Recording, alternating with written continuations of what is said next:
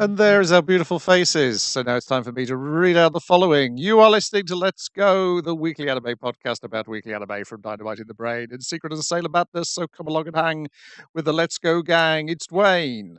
Hello. It's Niall. How are you? And it's me, Brian. And on this episode, we are covering anime that aired the week of March the 6th and March the 12th with no exceptions. They all actually aired this week. Except you mean May. My gosh. May. Why have I got March in here? Yes. God damn it. Podcasting from the future. Well, the excuse is I hit my head. So Lousy smart podcast. yeah, there we go. Right, we're going to start off with Tengoku Daimakyo, as it's known on Disney Plus, but the rest of the world is known as Heavenly Delusion when you buy the comic in English. Episode 6, 100% safe water. And Which our heroes on Disney is 100 water because they don't have a percentage marker either. As well. Wow. Does it not? I thought it did. I was watching it on the web page. 100 bits of water. Okay, I'm pretty sure watching it on the PlayStation app, like it knows what the PlayStation knows what a percentage is, right? I would think so. Yeah. 100 waters was the maximum your inventory allows in this game. Exactly. And then you got to put it in a different slot. Ugh, waste of time. Well, they did talk that they might be bringing back lots of water. So yeah, they're wandering around. They buy a map where it's 100% water. It says on the website, so it may just be the PlayStation app. Weird. They feel sorry for the young waif who's like, said, "Hey, I got rooms and board. I can put you up real nice." But said, "Nah, we're keeping going. It's like you're hungry, though. Let's keep our luggage. We'll be back in a minute." Because we're going to be carrying back so much 100% clean water. That's what it says on the map. And it does. Can't lie. Well, it leads them to water, but it does not appear to be 100% safe. Let's talk about bacteria and like fears of being infected by bacteria. I don't know whether that has anything to do with the disaster that has befallen people, or it's something to do with the disease that people are picking up. Well, I think it's generally like if it's stagnant runoff water that's in a car park, you probably shouldn't be drinking that. It's like no, but it's like even clean. Like wading into it, they were afraid. That's true, actually. Yeah. They find somebody who's not in a great state. He looks like he's been attacked by something, and he wants them to save his buddy, who's being dragged away by a monster. Who's way past dead. Who's face down in the water, even more dead than this guy. Yeah. Yeah. It must be one of the man-eaters. Okay, standard man-eater procedures then. Let's deal with this. They lure it outside. Mara acting as a bait, a laser gun, stow a concrete column down and knock it out. Well, I'm saying, all right, do your thing. We're going to explode it from the inside, Mara. It was like, oh yeah, I thought of a cool new attack name for this. A fatal dive. It doesn't do nothing because it's not a man-eater. It's actually like a feral bear, but it's got mange and it's kind of fallen off, and it's got kind of a cool haircut if you look at it from certain angles, but it's not immediately obvious that it could be a bear. It's kind of like a bear with a mullet, basically. Yeah. There's lots of that where like, this like cryptid that's been spotted in Northeast America is some kind of wild, like prehistoric or mutant thing. No, it's just like a raccoon that got mange, and there's been lots of that. We're like, was this made by the runoff from the chemical plant? Is this a Fiji mermaid or some shit? Is it? Nah, it's just like a busted up animal carcass. Similarly with like Loch Ness monster things, because when a basking shark dies, the lower jaw falls off, and they kind of washed up on the beach. And it's like a long neck and a body. But then, there's Loch Ness monsters outside of Loch Ness. It's weird. I did like the thing of he's come up with a cool name for his special attack. He shouts it out, it echoes underneath the overpass, and all he did was slap a bear in the chest and wake it up, which is it seems like a funny instance at the start of the episode, but it's actually important foreshadowing by the end of the episode. It's actually like it's important that it's like, to establish that this only works on monsters. Yes. So they end up running up a bit of scaffolding Yeah, basically, that they're using as a ladder to get to a top of some Yeah, concrete pylon. it's like a motorway flyover where the road's falling in. It's one of the columns of that. And it's a good thing it's not a monkey or a gorilla. I think she said. I think he says, which I thought was kind of funny. I was like, is that foreshadowing? Is there going to be a gorilla? I hope so, but I guess we'll see. But yeah, Kuriko has accidentally dropped the battery to the gun, the one charge left in it. While checking on it and breathing on it to put more power in it. All your battery tricks, yeah. Dropped it off the overpass. So if only we had some sort of jumpy spider monkey type guy who can do a crazy jump, get down there and get the battery. But how we motivate the spider monkey man? What we're doing for saying is like, listen, like, you think of me the way you think of me, right? But it's no big deal to me. I'll let you have a go. If you have a go at the old breasticles there, if you're fun run, I get a battery. Oh, he's already gone. He's got it. He's just down there in a flash, and you're fun straight. Oh, the bear. So then they come up with a very clever video game. Well, initially she says, "All right, I'll give you the gun, and you go down there and shoot that bear in the head." And he's like, "Dude, like you're a crazy good shot. Like that's not something anyone can do. I might be like superhuman jumpy powers, but I can't like shoot like you." And he's like, "Really? Oh, I guess I'm cool at things. I did not know this. Anyway, so we can't both jump down because we're not all weirdos like you. So you go down and distract the bear, right? And I think initially wasn't it the plan was you shoot the bear and I'll jump on the bear like a trampoline to come down. Yes, that was the original plan. Yes, that's a terrible plan. I like the video game aesthetics that they play out for the plan. I'm just like, yeah, that's the plan a child will come up with, all right.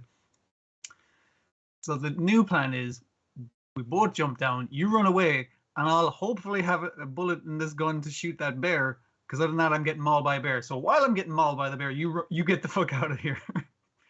Which is also a bad plan. That's not how we do this. This is about affirming our partnership, man. I was getting a fucking like a concrete block to fucking stove its head in, if it went for you, because we're buddies. We're buddies, da. But no, there was one shot in the thing. That bear has no head anymore. Yeah, let's reaffirm the thing is just saying like, there's this like we gotta reaffirm this kind of mutual trust. All we have out in this wasteland is each other. There's a semblance of society, but the only people we can really trust is one another in this. Like, so I know I'm the spider monkey man, but you got the laser gun and you can fucking knock the fucking wings off a butterfly at 50 paces with that thing. So they bring in the guy who was still alive, hadn't been mauled by the bear, to the townspeople, and the local onlookers are like, "Who brought them in?" It's like they vanished as mysteriously as they came, says the owner of the hotel. And they're actually in the hotel going like, "Yeah, we don't want to draw attention to ourselves because there's an entire gang looking for us to kick our ass." Now it had a brief interlude into body sex comedy. Yeah. Where he's deadly intent was like, I was told I was going to get to, is that second base? I'm not sure what it's counted as, but like he's very much so insisting on that's where it's going to go.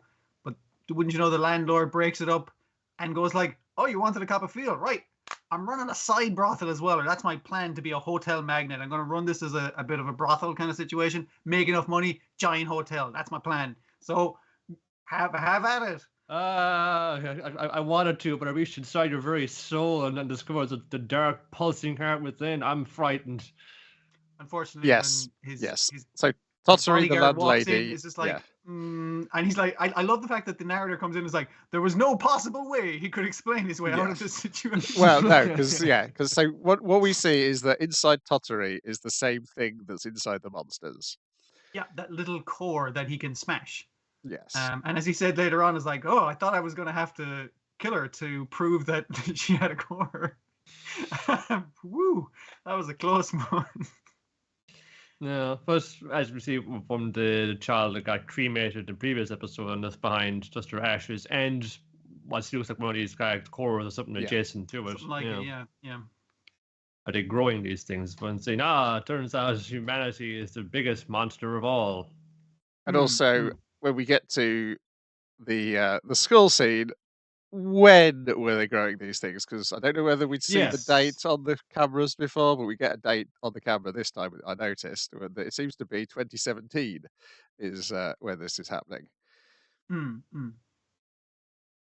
Like again, that could be because again, the thing about I appreciate about that is we're seeing the dates and times and everything on the security camera footage, and we're showing a shot of the people clearly leaving the room, a shot of the security camera footage of the person in the room. I was like, well, I can't trust the fucking camera's dating system now, can I? Because everything on the camera is a fucking lie. Which is a nice bit of you can't really know what way it's kind of going, all right, but the doc is onto them though. Is the fun saying, only these boots could have that print on the wall. It was you, little fecker, but I got no proof. But I got no proof because the cameras are against it. But also, there's definitely some weird, like he's copping on to there's something gone wrong. There's only one person who could have made that boot print, that kid with those boots. But yeah, everything else is against this, and and she's having weird visions of somebody who was already dead floating above her bed. Right. He was a child who jumped to their death, and just like a fucking like alien, as in like things you see in like fucking the common appearance of an alien, the big head and the grey skin, and like what the little pointy. They all took that. Yeah. And the kind of thing of like she recognizes him instantly, and it's kind of like, did he always? Yeah. Not the kind of face you forget. Yeah. Particularly when they're appearing to you as an apparition in a dream. And I did like his thing. It was like, hey, what are you good at? Because all these other children have some sort of weird superpower. So what do you do? Which is what she's kind of messed up by it as well. But it's a good thing she can go into the arms of her boyfriend to work this out, and the security camera footage will totally clean it up, and no one will be the wiser. What the fuck is going on, man? What is up with his computer for? Like, I think in the 80s, fucking these midnight meetups, and sending sexy photos from the shower to like random students' phones. Like, what are you trying to do here? I think the computer is trying to cover up instances of these underage kids fucking messing around, like breaking the rules in a way that the computer wants them to break, obviously. Yeah. Yeah, because we see the computer in her vision as well in the classroom, don't we? So yeah, the computer's up to something, that's for sure. The question is, when is it up to something? Is it the past or the future? It is whatever it's up to the cause of this entire fucking problem. I'm erring towards the past because of what we get with Tottori explaining that she doesn't remember her parents and was raised by these bandits / vigilantes who were. And as your man points out, it's like, wow, I guess if I was born and raised here, I would have been in this gang as well. And it's just like, because there's so many orphans from the post-apocalypse left over, I guess no one noticed a few loose child experiments running around in the mix as well, which clearly there are. There's just the nature of the fact that there are like fucking eldritch monsters fucking like rampaging around, and we seem to be like have the babies of those in this points to me like some kind of facility outbreak, and it's fucking wrecked the entire planet. Yeah. But then it is well like no fun. Well, your man, he draws like the handfish, and the handfish appears to attack them on the boat. So it's like, were these already like predetermined types of these things? Are they somehow conjuring reality into being with this way? Yeah, or like I said, did the computer like pin that fish up onto its fridge and go like, oh, that's a good one. Yeah, we'll make that one. It's like, who was that fucking graphic artist or designer? Like, he took like his child's like little crayon drawings and just like gussy them up into robots and superheroes and shit. I know the guy. Yeah, those were fun. How's this episode intriguing? The guy they rescued died. The rescue died. They're on the road again. I mean, like, part of the map might be trustworthy. It was clearly that they wrote down 100% safe water, so we'd be lured down there, and the trap is down there with a bear. So, like, it's basically just like, well, we can still use the map, maybe. We just can't trust everything it says in it. Yeah. So they're still looking for heaven, I guess. Yeah. Then you won't find heaven here. It's Hell's Paradise, episode 6, Heart and Reason. Oh, yeah. Now that they come together in the list, that's a nice little economy we have. Too tidy. And it wasn't the world's largest man. It was the world's largest baby. We didn't know. Yes. You just wanted to play. Oh. Dear. Yeah, this is no one liked me. first part is essentially just a reminder that Sagiri, despite what Genji was originally saying, but then what he was saying as he was dying comes true, is that, oh yeah, she's an absolute badass. Don't forget that either. She just has to Yeah. focus. I reminds appreciate me the of guy that- going, the ranking is based on how likely you are to be like the next leader. And because she's a woman, she's way down in the ranking. It's like, the reason she's as high as she is because she's fucking badass. She's very good at killing people. The exact thing of it is that bit in Monster when he's tracking down the fucking the doctor and like he finds like the fucking the gunman who trained him for insane. So what do you think about you training for insane? Well, when it comes down to he's got issues with like actually taking a life, that's gonna like really like bite him in the ass one day. Besides that, he's the best shot in the world. Yeah.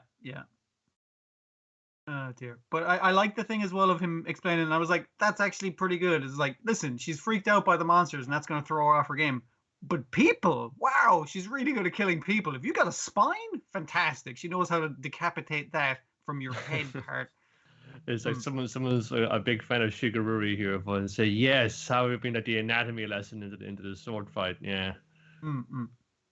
Well, that's there from the very start because you got the other guy who's really into the medicine side, and it's explained. It's like, the executioner family, so to speak, are also they are advancing medical science as well. They're into bodies, because they have a load of bodies they can examine and experiment on. Our ninja boy is fighting the big giant man, big giant baby.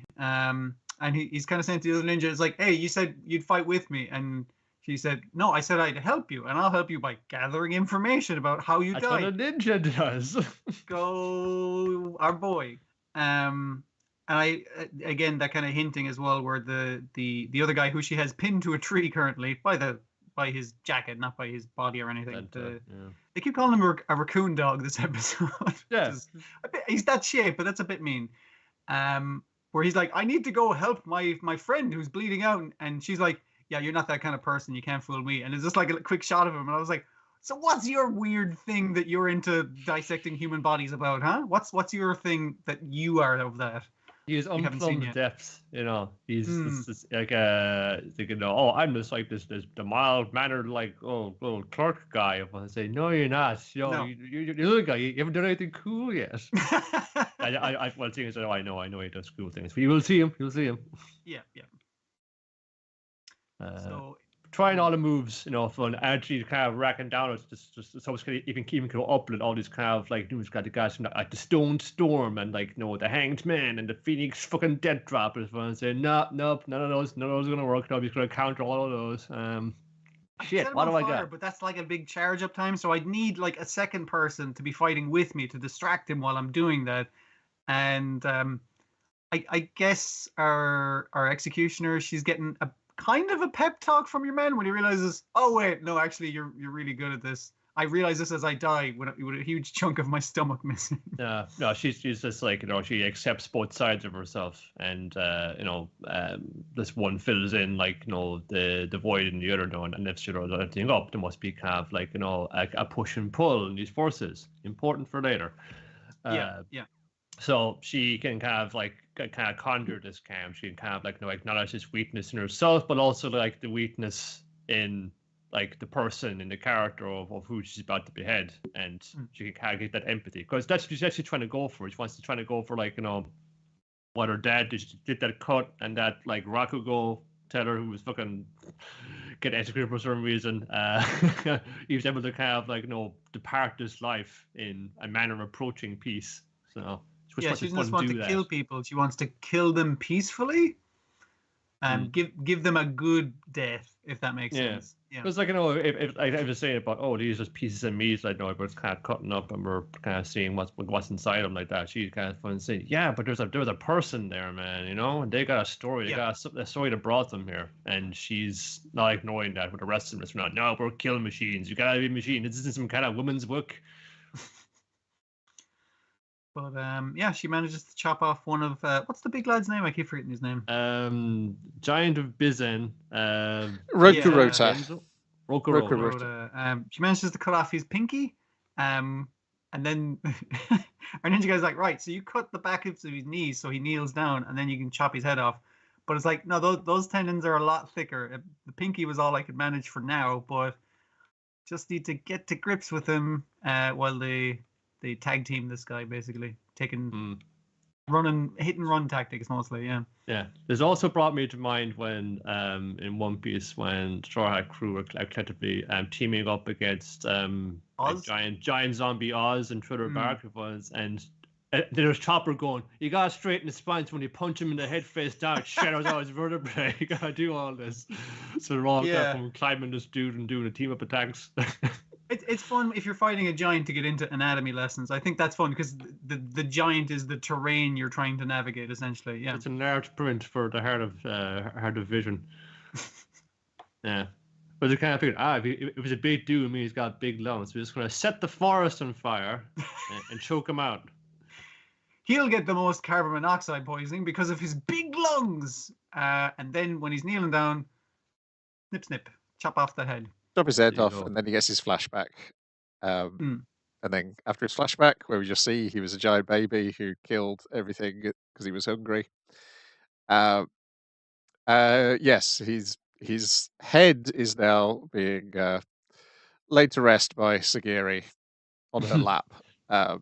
It's very Assassin's Creed, you know. After just kill this dude, you know, your dying moments of fun saying, "What do you got to confess, man? What do you got to get off your chest before you go?" You just lay it all out, man. It's like, man, you were such a fun giant baby. You didn't know what you was doing.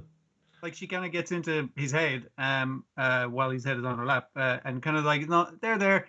Nobody hates you. Everyone who hated you is dead, so it's all good. You can go to sleep now. You don't need to be hungry anymore. And he sees his mammy and daddy again, and he's a big giant head, and she just closes his one fucking eye kind of thing. It's just like, there you go.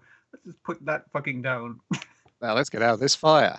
So they chase after Senta and Yuzuriha, who had run away as soon as everything started being on fire. This is where you get, the Vixen and the raccoon dog have got further than we thought. But they've come to a stop because they found a village. Cut to the two brothers who the executioners do know about what this village might be. There's supposed to be a bunch of old men. Hermits is what they expect, yes. Which I guess is just the best nearest translation into English, because obviously generally when you think hermit in English, it means somebody who lives on their own, not in a village with other hermits. Think of it like, you know, like a mystic. It's someone who's communed with a higher power, and they've taken on a secret set out onto their own. Where that turns you into a fish head man is another matter. No, some of you become like other kind of weird monster man. It's just, I suppose it's kind of like, you know, you got Catholics on this side, you got Protestants here, you got fishmen here. You know, they all believe in the same thing. It's just all basically the same. Yeah. It's all little micro things, really. The brothers are also cutting up monsters, and they discover two people having a snog. Cool. Yeah, this is my kind of island now. Fine, we cut our way to the good part. Your man, when he was just drinking the blood from one of its severed limbs, and he was like, the brother was like, "Are you sure you should be drinking that monster there, or eating that monster?" He's like, "I'm not drinking it. I'm not eating it. I'm drinking it," is what he says, which is fine.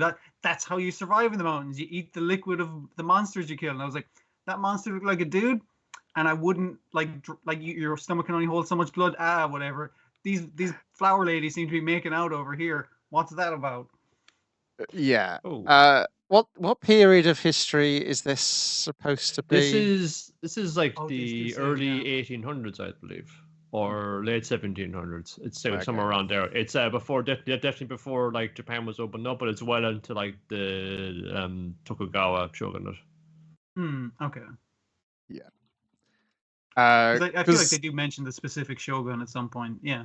Yeah, it was it's just the cannibalism stuff. I was like, is it set in the same period as Ashura, that manga and film?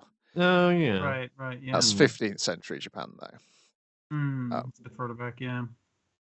But that's like your typical kind of like the warring states thing, and all. And part of that war was raining against those conditions, which have been allowed to persist by so many other wars. So yeah, Ashura is specifically about a period of drought and famine. And yeah, just with the imagery of you giant baby did bring to mind Ashura, because that has a young boy who is a cannibal as his main character. Feel go hit of the summer. Yeah. Designed the comic written to offend. Film was pretty good. I did enjoy it when I saw it, but that would be a decade ago now, so who knows what the CG looks like when I cast eyes again it. Ain't no Dragon Ball superhero, that's for sure. No. Yeah, good episode of Hell's Paradise, and this I guess this is the end of the first arc, because now we've got new things, new information. You've disposed of most of the outlying jobber condemned criminals who are sent there. This is going to be 5 criminals left. Yeah, this is going to be like the teams, the groups from going on forward, and the Underworld are just running into. Oh, here are the realest monsters on here. They look like sexy ladies, but actually they're the deadliest things going here outside. No, besides all these fishmen and things. So we're getting into the real meat of it now. And remember, if all these things about fucking yin and yang, of fucking men's and women's fucking place in this world, all been reinforced from this early stage. I did appreciate that our seemingly fairly invincible and badass ninja guy, gets really fucked up in this episode as well. Like, where your man pounds him into the ground, and he kind of gets up from it and is like, "I can take it," and then all his head starts bleeding. Come on, what do you get? Yeah, it's like, okay, he's very, very good, but there is an upper limit to how much his body can handle. That's good. And we've got Chibi Godzilla Raids Again, episode 5, Monster Study Session, where all the characters we've met so far are at school to answer questions sent by Chibi Godzilla about his dad.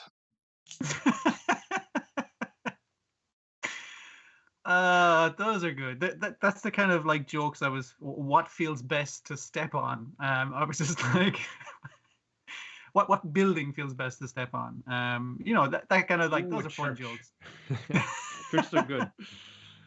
I would have thought that when he said that feels like the most Lego thing to step on, but what do I know? I'm not a giant monster. No. I think my favorite was the last one, which is when Godzilla accidentally emerges from the water and facing in the wrong direction. It's what makes him want to go home immediately. That's it, yes. And he's just like, fuck this up. I'm supposed to be facing the land and scary. I'm facing the wrong way. I'm just going to walk back into the ocean.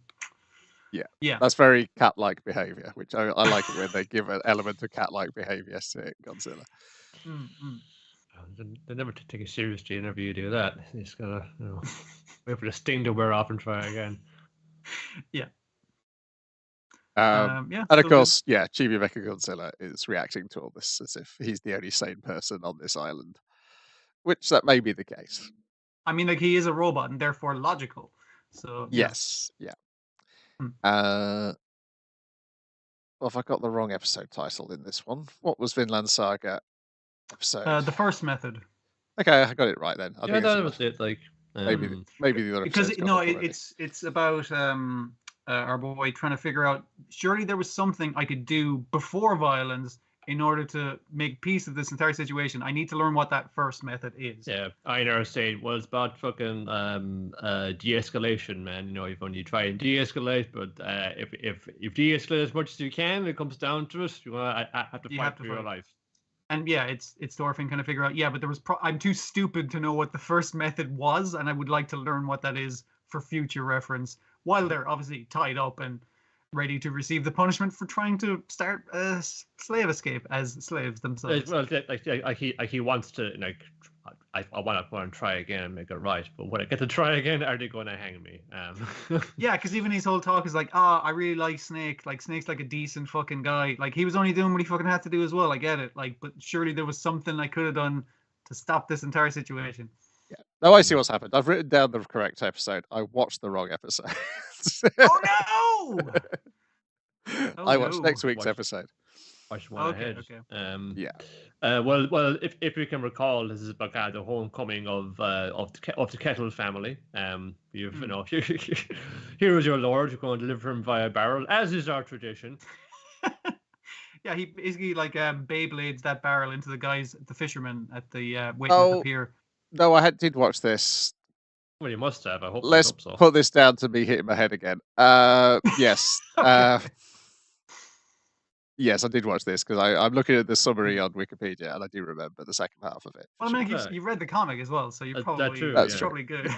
Which bits go over the comic, you know? Yeah, that's. Torgo says, "All right, lads, is it fucking like the king is coming along to beat the shit out of us? We're gonna go down like men." And my wife said, "What does the Lord say about this?" He's gone back up to the house now because he needs his Ironhide to make it all kiss him and make him feel better. But she ain't here. Actually, she's in the stock. She's locked up, awaiting her fine punishment. I like the lack of everyone wants communication here, but nobody's communicating. He's like, everyone to war! Stop drying those fish, men! To arms! And they're all like just a bunch of regular dudes going like, sorry, what? Like, come on, little brother. This will be your first fight. Probably your last one, too. We're all going to Valhalla, lads. Yay! And poor Leif Erikson. So can I get someone to... Hey, he said I could have... He said I could have a free slave. Can I have my thing? And he walks up to the thing and Snake is just like, no, I didn't fucking hear nothing about this. It's like, I was told I could have Thorfinn for free. Yeah, he's like, yeah, you gotta have to take it up with the boss. It's like, your boss is gone. I'll go check out the boss. He regrets checking out the boss. Everyone regrets everything in this episode. Yeah.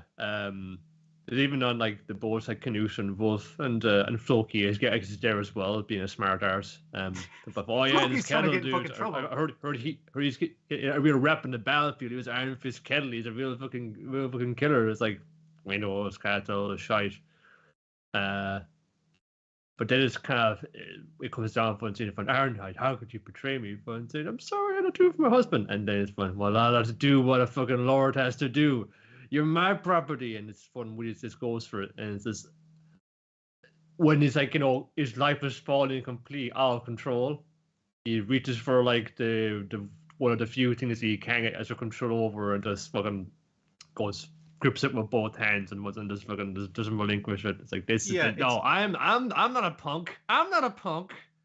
It's the idea that he takes he can take that inner frustration and turmoil and everything and turn it into blind fucking rage. He looks like he breaks Ironhide's arm with the first swing, and after that she's like please, not the stomach, I'm pregnant. And he's like, with whose kid? And she's just like, shit, I thought that would help me, but that's actually going to make the situation worse. It's yours, my lord, please don't.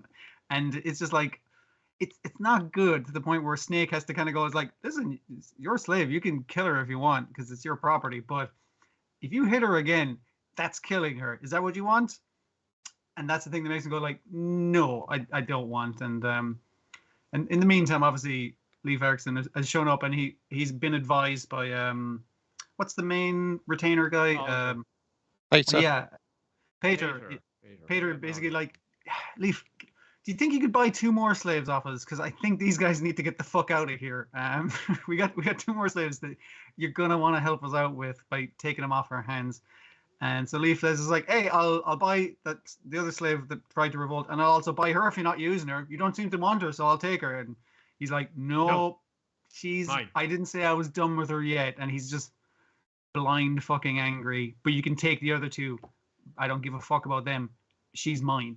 And just like the real, and again, you can see the frustration of having lost his true love and all that kind of shit. Like, but taking it out on everyone else and willing to be like, taking all that rage inside and just It wasn't my fault. It wasn't my fault. I did my best. It wasn't my fault. I didn't ask to be called Kettle Iron Fist. It wasn't my fault. I didn't ask you that. I did my best. It's like, we'll get to didn't ask to be called Kettle Iron Fist next week.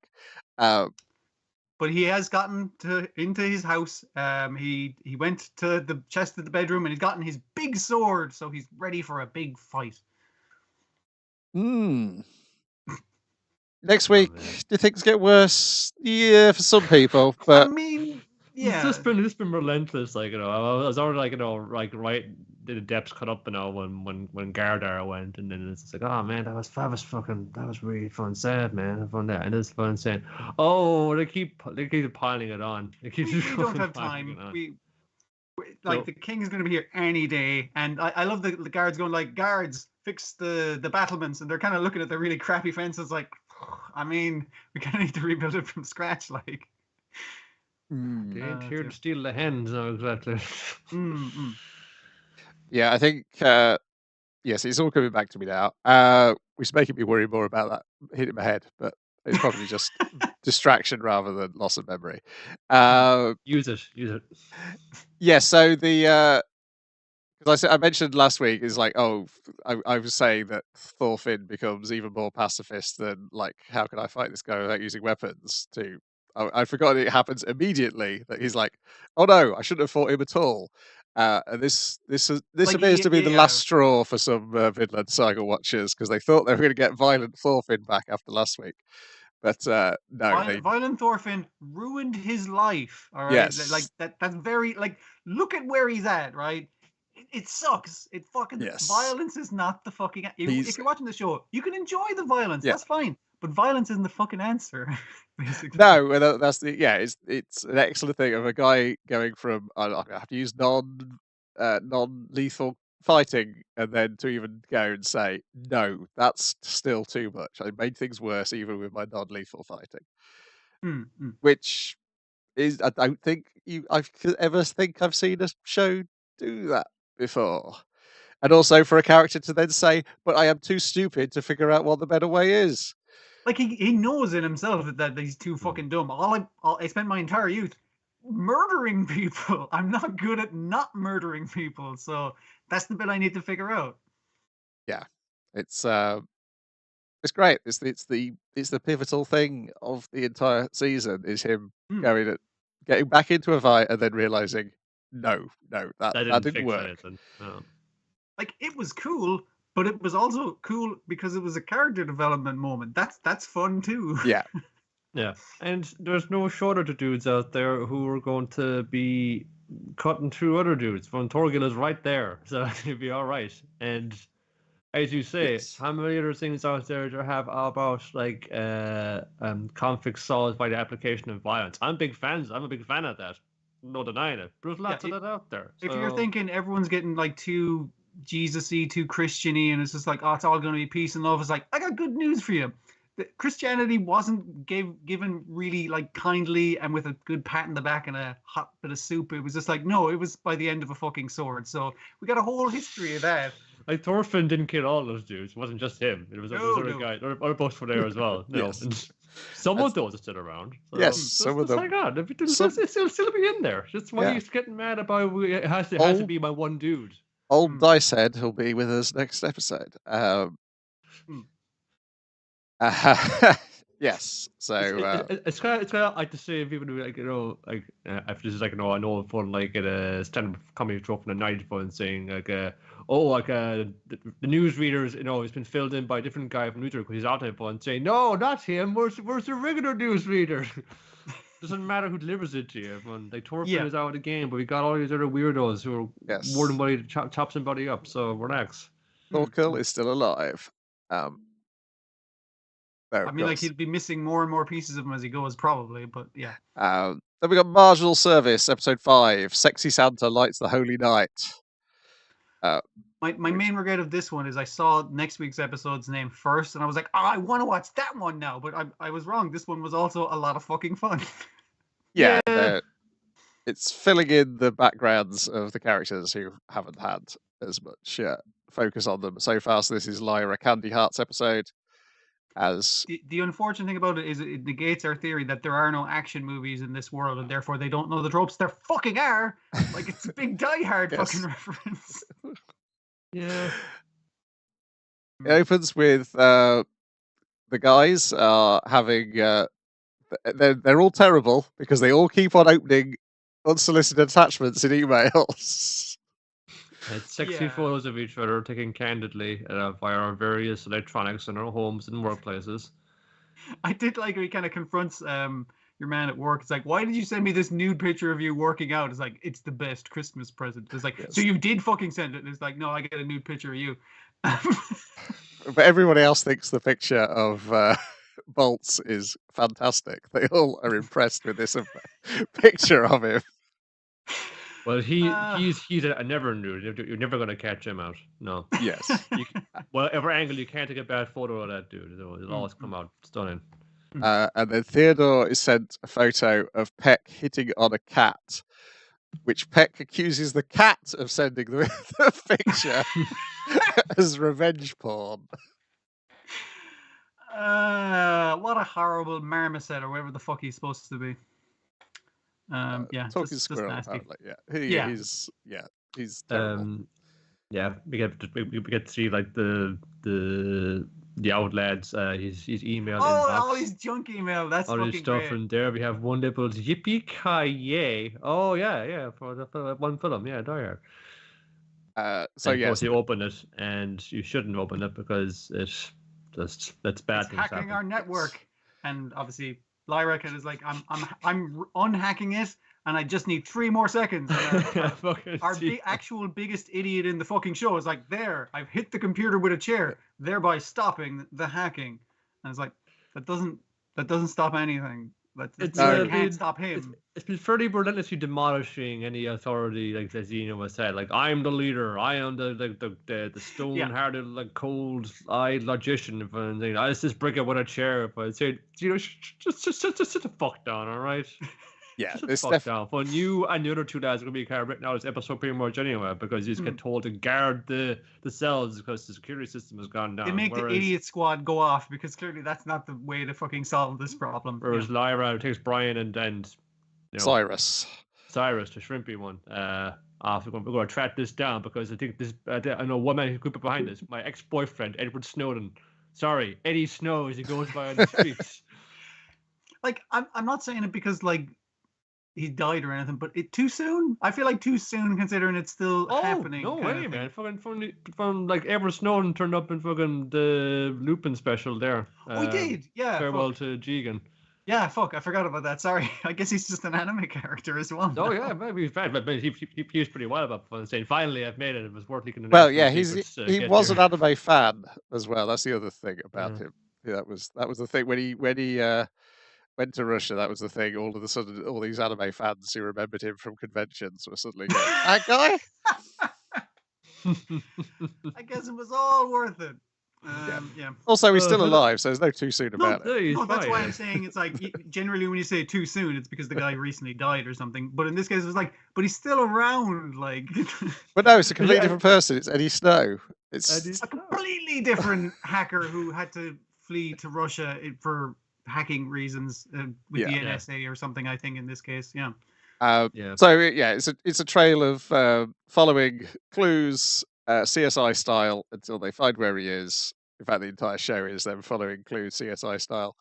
I did like the regular hacking tropes. Is like we're breaking into a church. It's actually one of our operations, but then the automatic gun cameras have been hacked and they've shot all the scientists.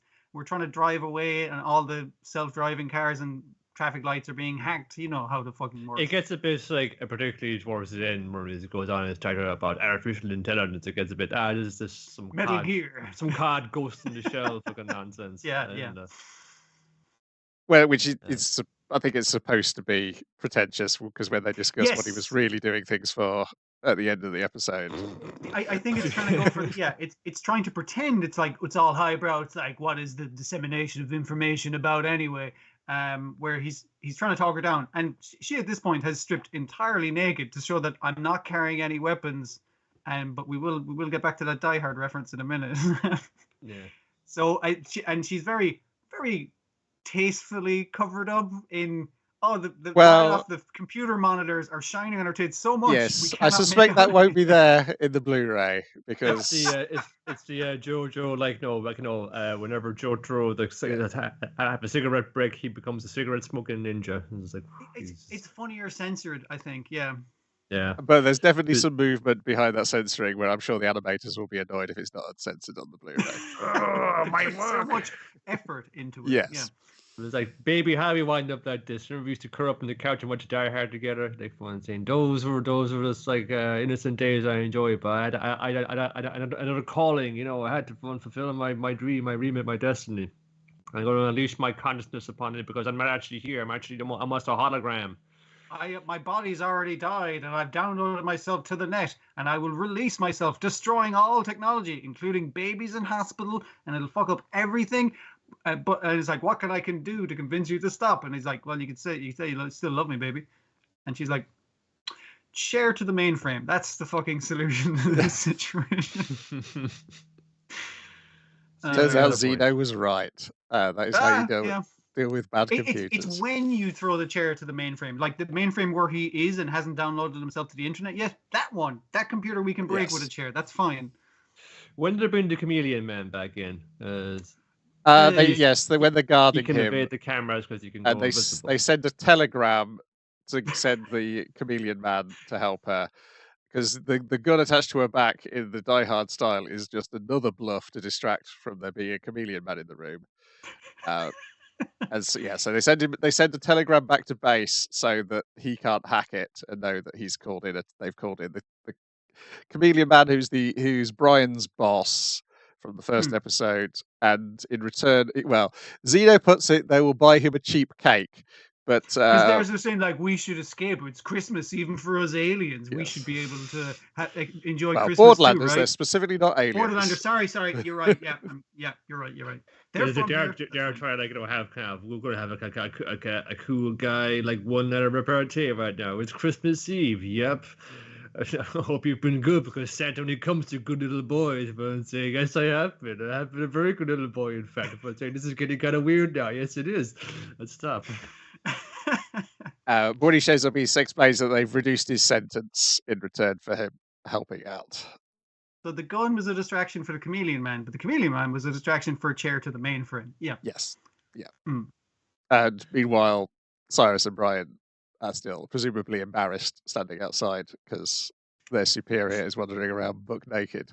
Well, now explosions are happening behind her, and she's saying cool movie dialogue.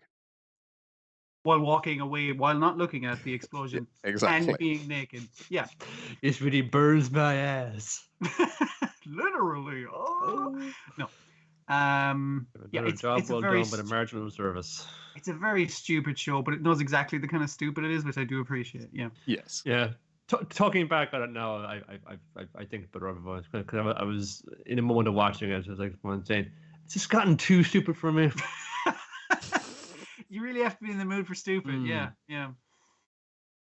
And then they discuss at the end, like, they point out, like, well, if he really wanted to threaten everything, he could have done that without going through all this nonsense. Yeah, he could have just downloaded himself on the internet without telling us anything he was doing.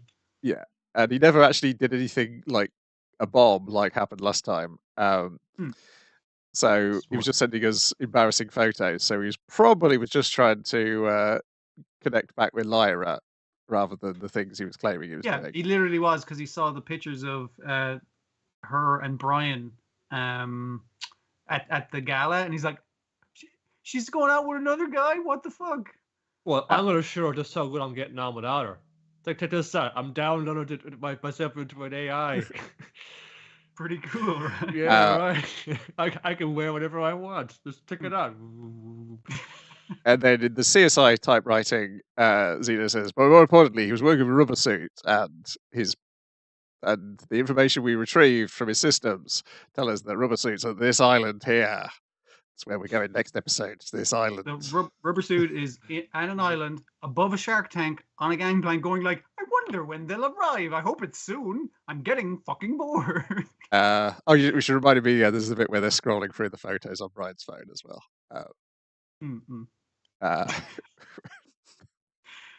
There's a lot of good interstitial jokes as well. And I guess Edward Snowden's, fake Edward, anime Edward Snowden's only crime was causing a bunch of traffic accidents and murdering a bunch of scientists. That's all. That's all. And also, he was already dead. So how do you convict an already dead man of a crime?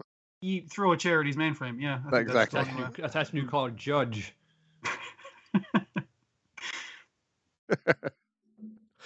Then we got Dr. Stone, New World, episode 6, Treasure Box. It's time. We're set sail. We've got the crew on board. We're heading to get the Soyuz capsule.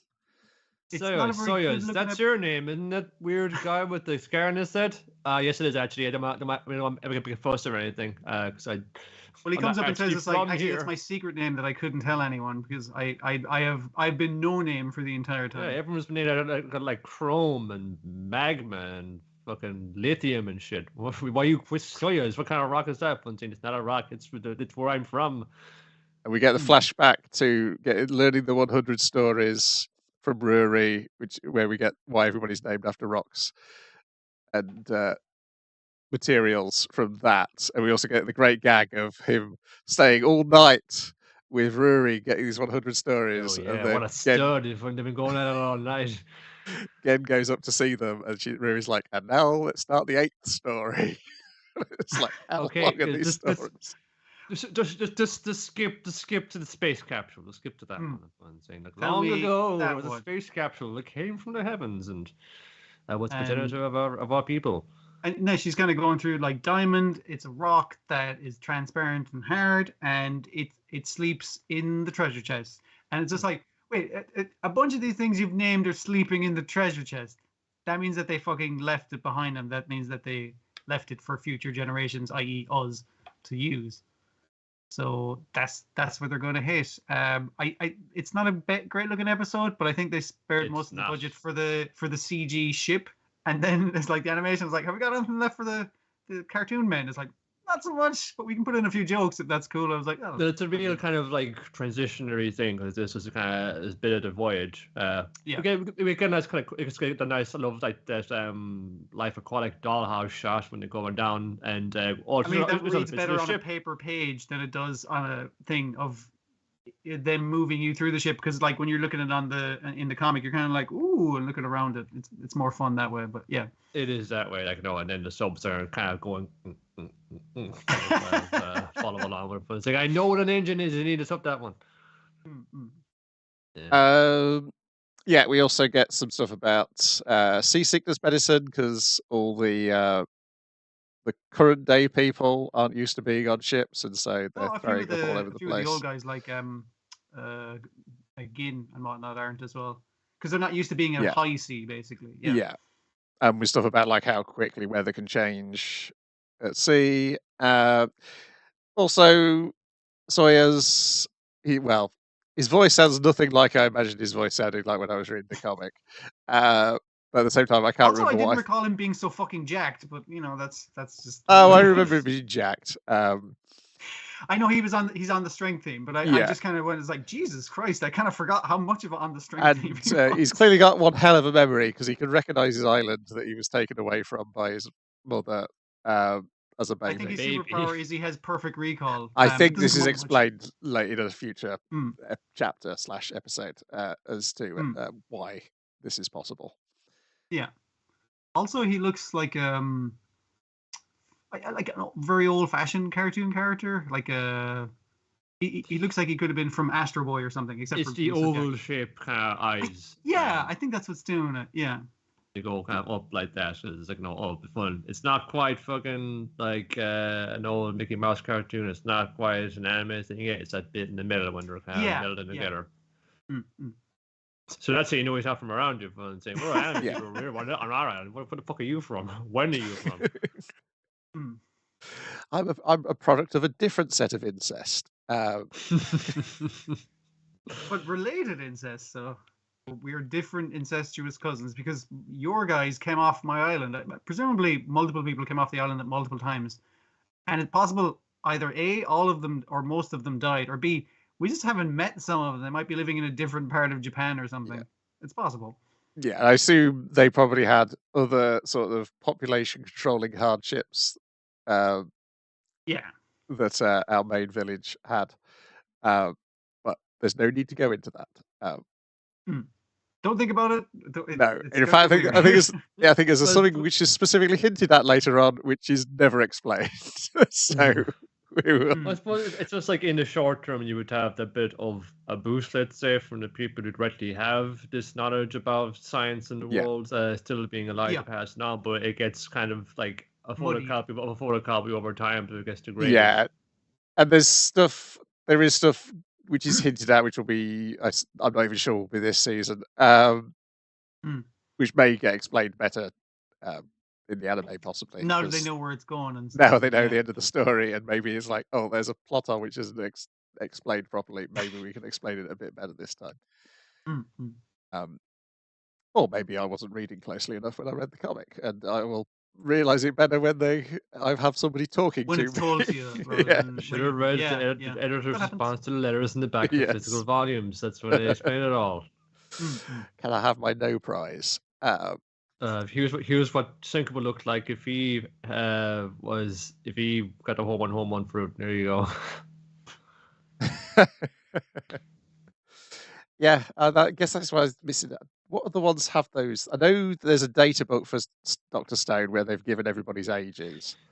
I think My Hero Academia had like little notes. It does. Like that. It has those There's data a lot sheets, of doesn't it? extra stuff for that, but yeah, there is the character stuff as well.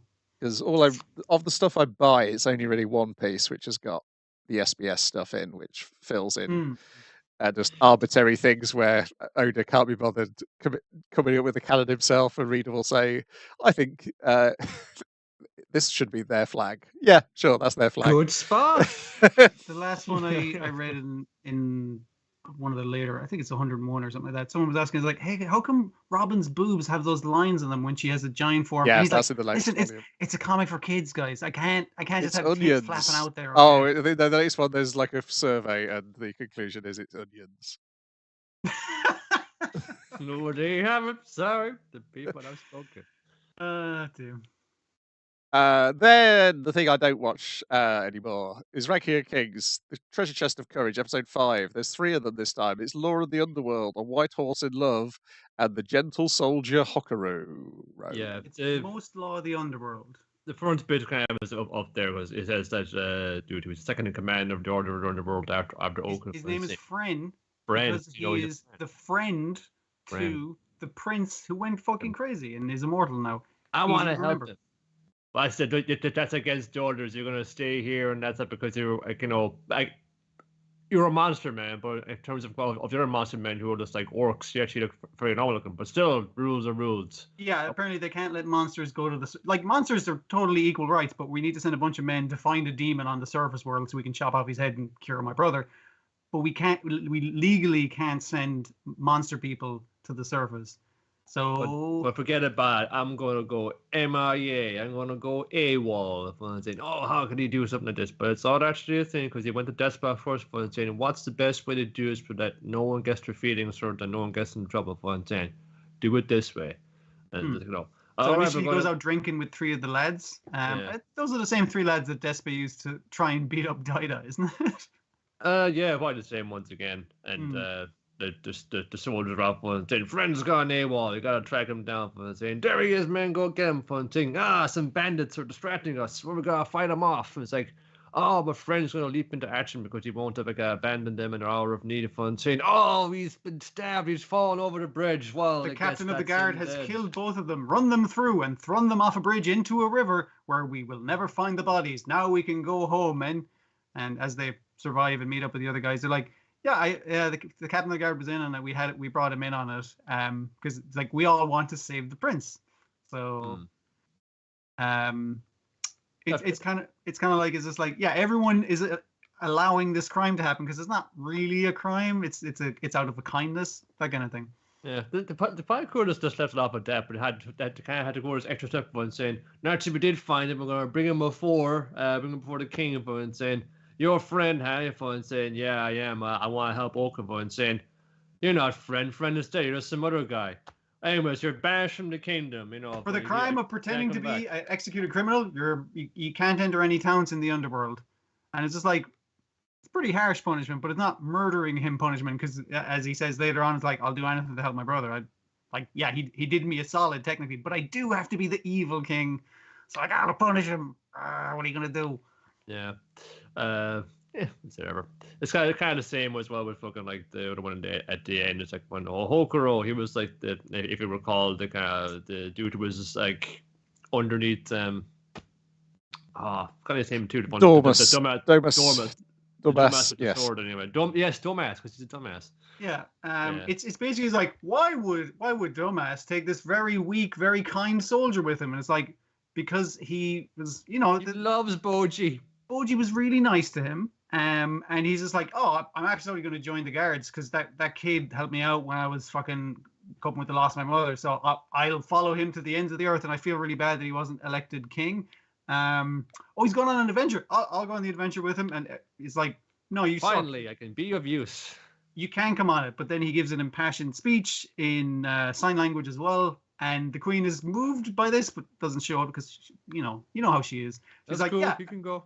Yeah, take him as well. And he gets to go on the journey. He's like, yeah, we know he's a nice guy. And it's a good thing he went because other than that, dumbass would have done a bunch of crimes without anybody noticing.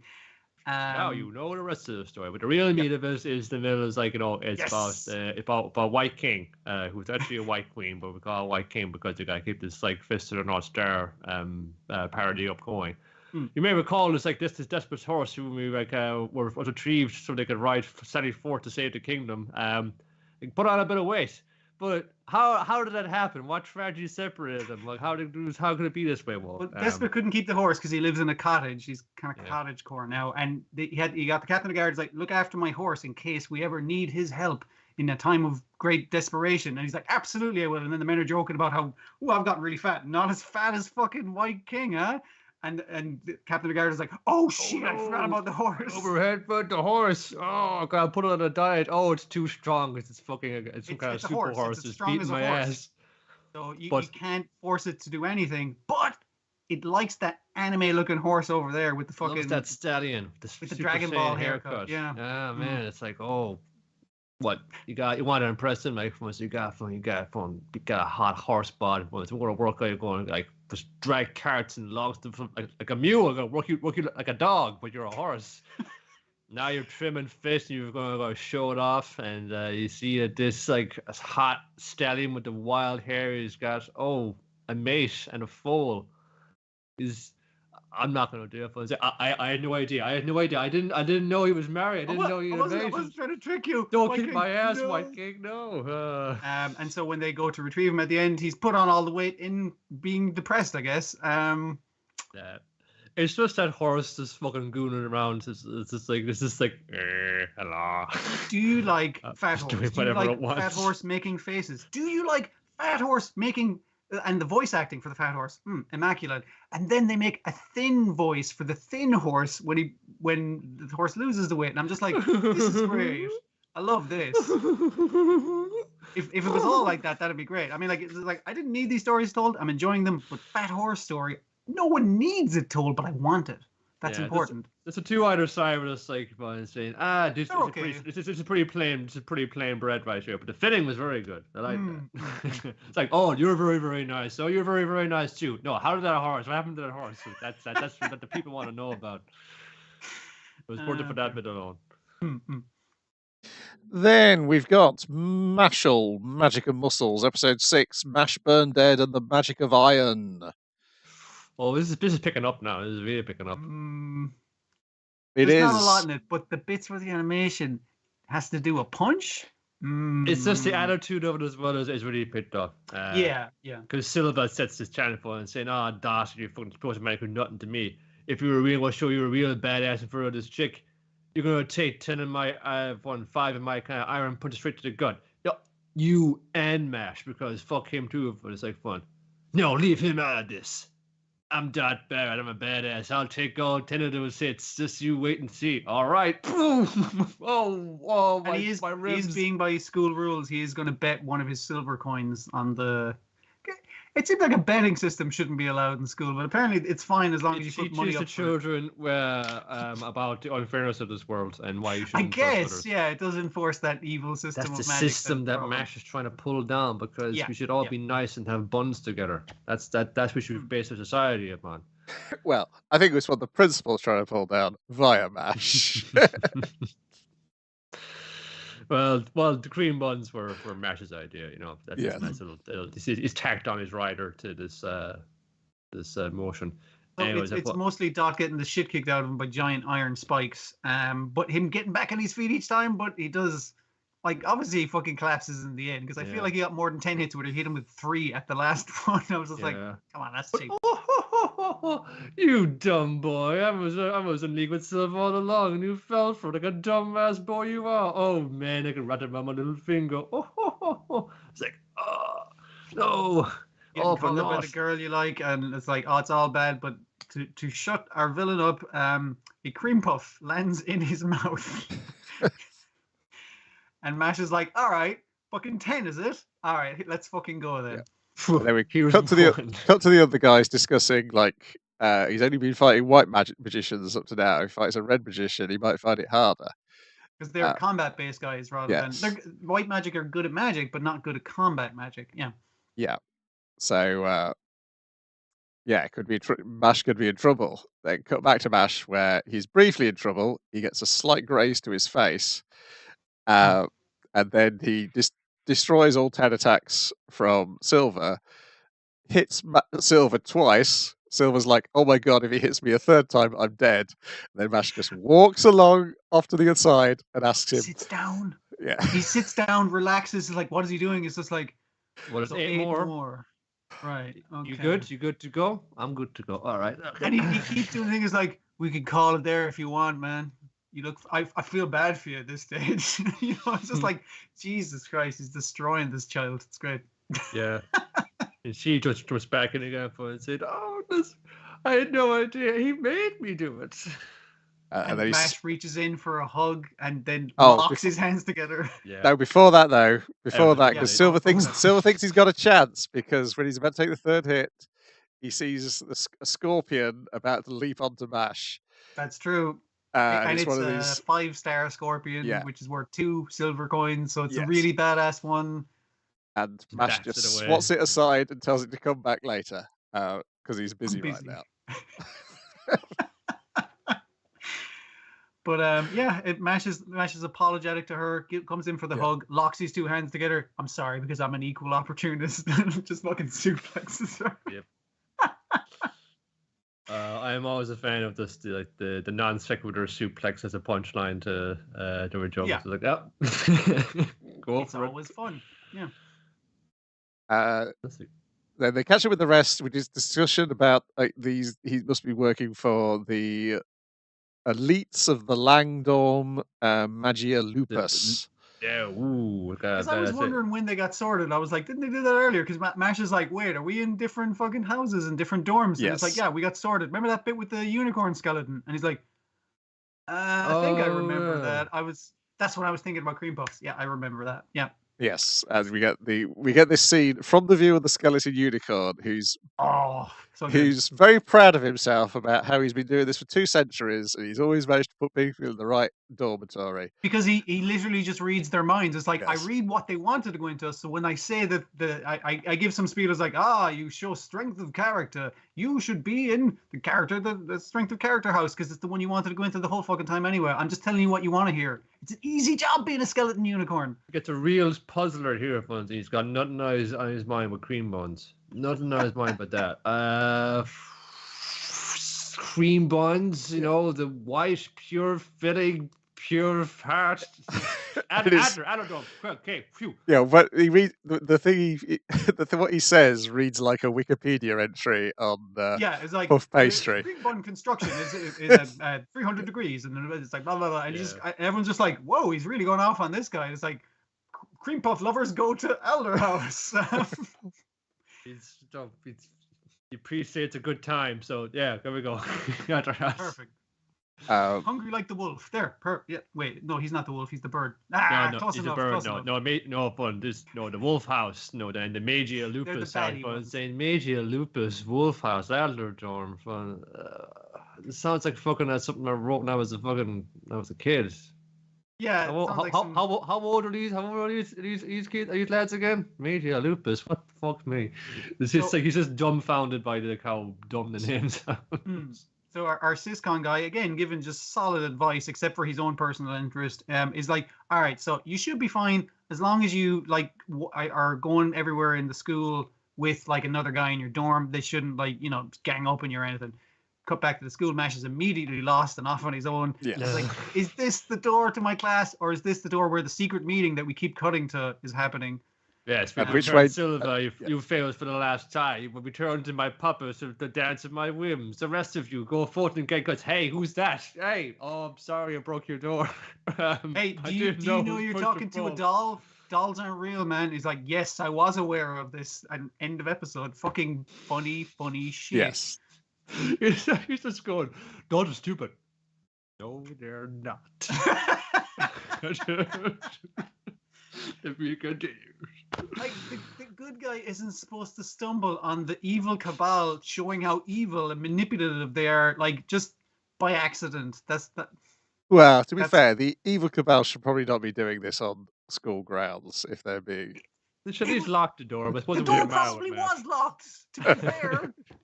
Ah, dear. Yeah. Oh, And it's the Yeah, amount of just- time Mash is stood there in front of the door wondering whether it's a push or pull door. And then cut back to him just walking through with the door, having broken it off again. it's just really kicking off because it's just with Silver and just like it was 8 more men from. I'm sorry, a deal is a deal. It's just going to be things of fucking look. Jotaro in Star Wars Crusaders, he's kind of cool badass, but he says some stupid stuff when he is pretty stupid. But it's how he delivers it. And Marsh is somebody like that. He's usually a good lad, but it's how he tells them, you know. And it's just, he doesn't really care much for your fall draw, for your magic fall, your fucking build up. And saying, oh man, you know, fun. You can't pay for what you got with money. Here's your receipt, you know, level kind of like talk back to them. Great. Yeah, and this is clever, but it's satisfying. Yeah, and the stuff at the end about you're talking to a doll is that feels like the first classic MASH puncturing of an arch villain's pomposity with pointing out the absurdity of their behavior. I guess so far it's been against the guys who have been like his rivals, like your man. Kind of going as like, dude, a syscon isn't better than a lolicon. All right, you haven't proved your point.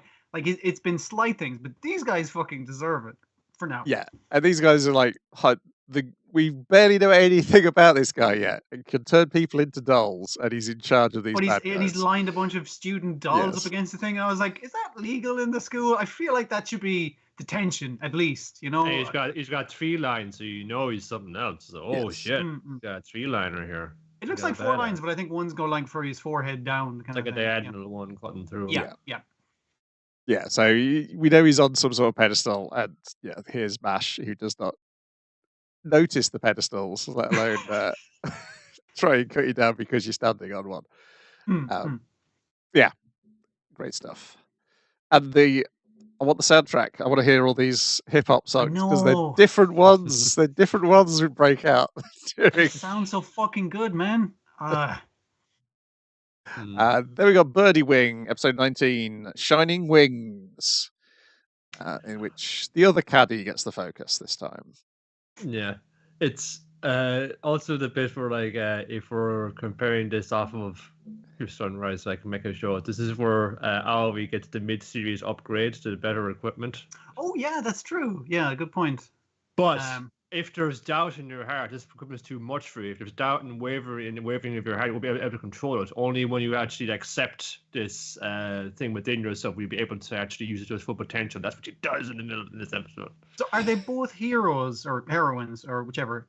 Because or is it that she's getting like the Zaku 2 or the Tall Geese or whichever one is like, if you don't fucking use this thing, it'll tear you apart. That kind of golfing equipment. Oh yeah, it's that thing. I mean, remember, like, it was like an earlier model of these advanced like clubs that put her father like action gave. He was pulling too much G's in that swing, and they fucking like landed him with terminal golfer's disease.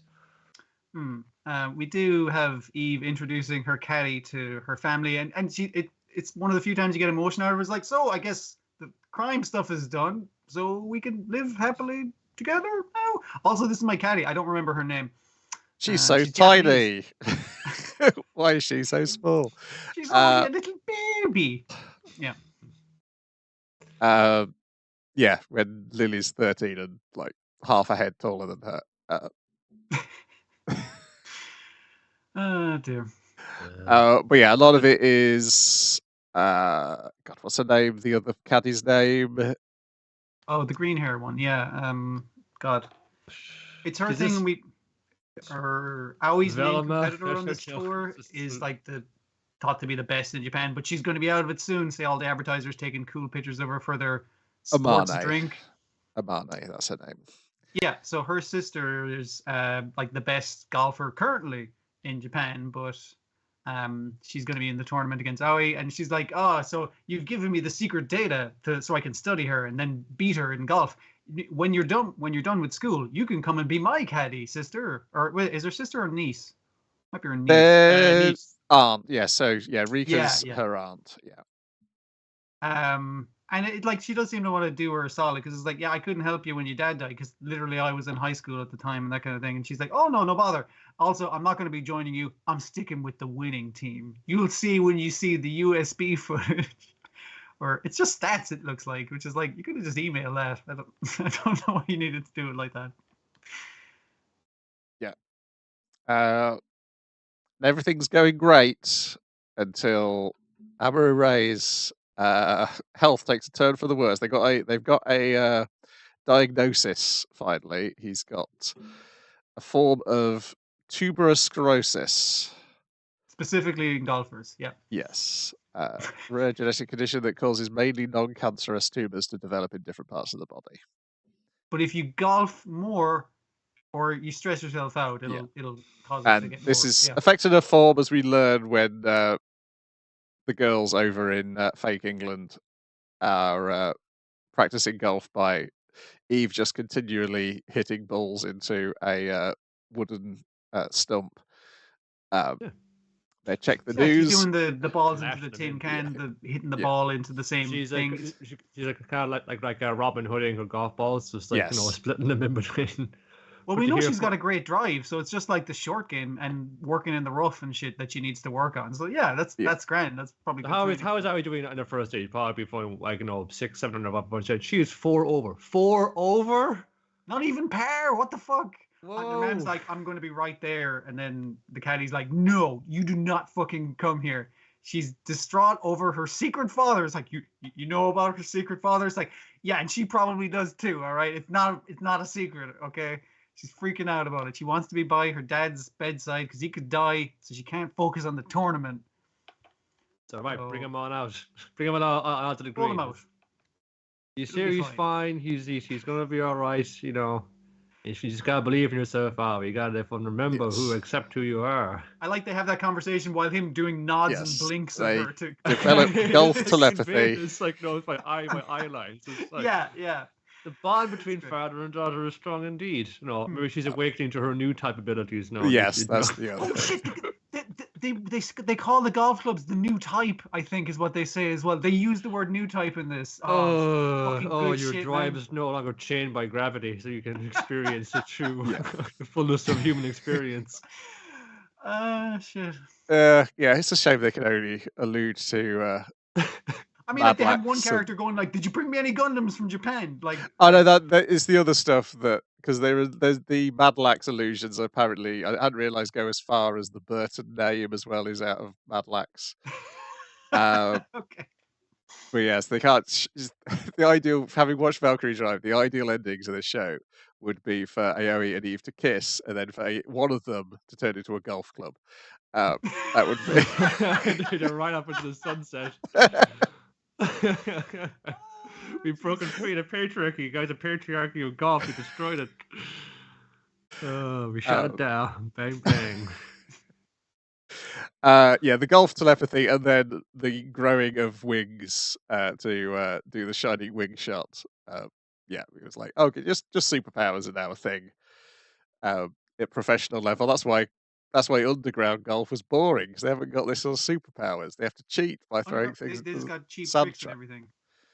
I do like we get a send off for Vipere and her paramour as well. Where it's like, we're not needed anymore in this anime, so we're just gonna go live happily ever after, which is nice. They say they're not needed, but I mean they'll probably Eve's grandfather is still a criminal. Yeah. Yeah, but she's refused any help from her grandpa. So besides sponsoring him by wearing all his gear, she's absolutely not involved with the mafia. Also, Par Asdable is going around with his new protege, destroying people. So he's going to turn up and say, I hear you use hot shot, my old apprentice. You forgot how to kill people on the field. You've gotten soft. I taught you better than this. He'll be back to ruin her day. And figure out if you suspect this morality, that's her dad. His hair was bleached by being in the sea water for too long or Yes. something like that. Yes, he has amnesia except for his golf skills. That's the only thing he's remembered. Yeah, I was trying to look up there for cursorially just the other day of one thing. It's Shuichi Ikeda being Leo, being parareasonable, but like where is the voice actor for her dad? Because I don't see him fucking listed for saying I should just listen to his bits more carefully and say, is that Shuichi Ikeda? Is that thing a more kind of softer, fatherly tone? Like it probably is. Yeah. It feels like for maximum melodrama, he should turn out to be her father. Does it make sense at all? It's like, Well, I mean, like, it's still the same rainbow, like his rainbow swing, but it's been corrupted now. Now it's got this lethal aspect to it. We're going to say, no, I left that behind me in the water, in the sea. I'm Leo Miofolan now. I'm parareasonable. You got.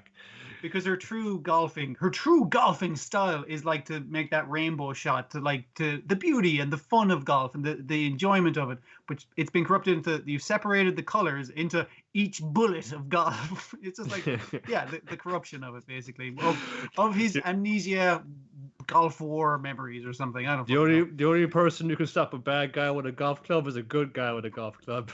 Sure. And it ends with them going through the maths of what Yoi needs to catch up with Rika, and then she takes her signature shot. That's the end of the episode. Back with more golf next week.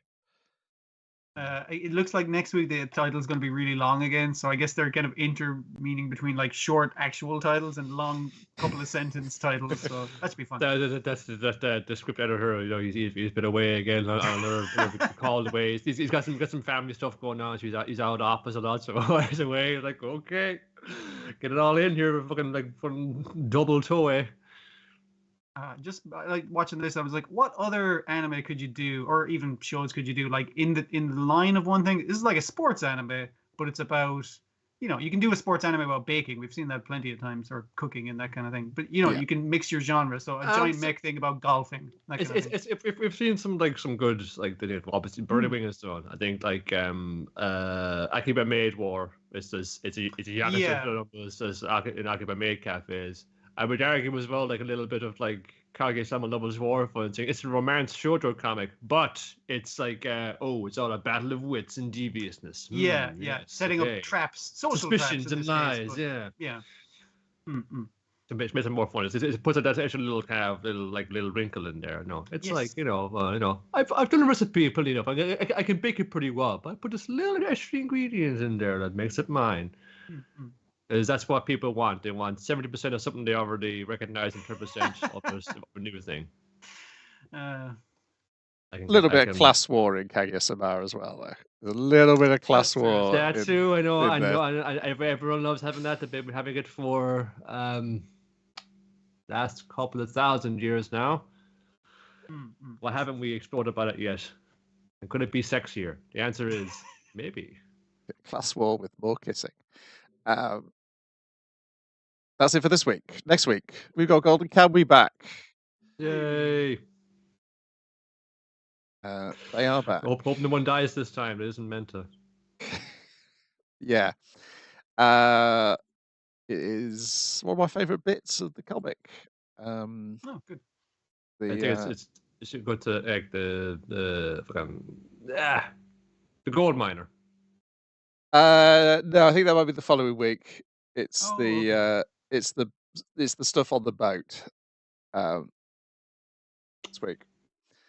Which stuff? I thought Botaro the pirate came later. No, it's not that bit. It's the bit with the ship captain who's having none of the army's nonsense. Oh yeah, that dude. Okay. Yeah, he's one of my favourite. Just in a couple of chapter appearances, yeah, he's just like makes a good impression.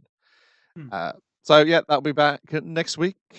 So we're back for more then. Ta-ta for now. Very nice.